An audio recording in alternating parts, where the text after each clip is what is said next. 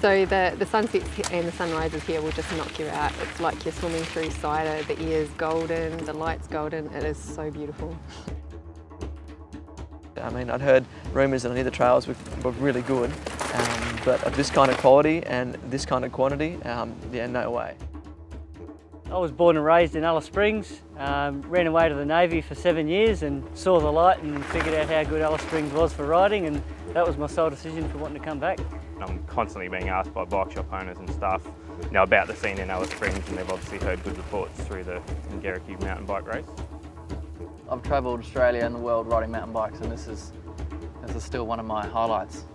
Amazingly bright orange and bright red ochres and stuff. It's just so varied, and I had no appreciation for just how visually cool it was going to be riding out here.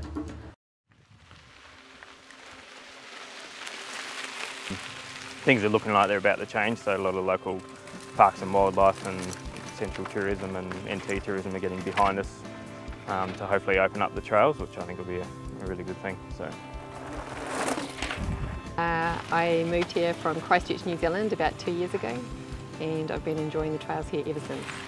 I think it's the weather and the ease of the trails, and basically it doesn't matter where you go in Alice Springs, you know, basically the town's cloverleaf by trail network.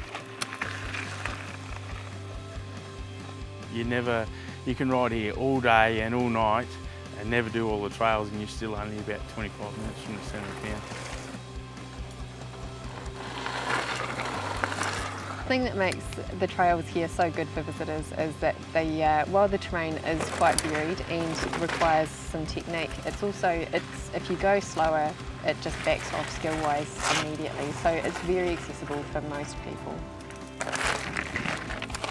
Super fast and dry, almost 99% of the year.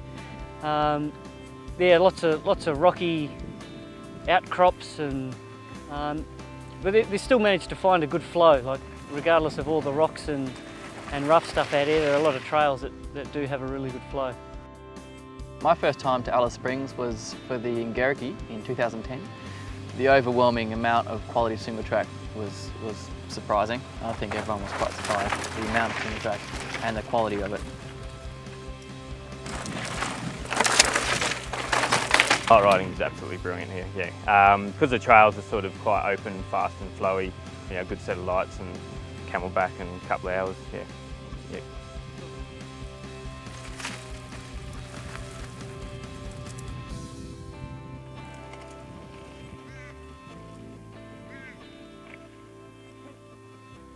You can stay at any of the hotels in town and be on a major trail within minutes and spend the rest of the day on trails without seeing a side of town. So.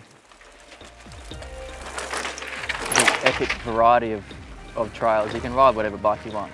You're not pigeonholed to a particular style of bike. You can bring whatever you've got and have a good time out here. It's like nothing else. I've never ridden anywhere that feels like this. But this blows Moab out of the water in terms of the variety, not just of the trails, but the geology and the trail services that you're riding on the whole time.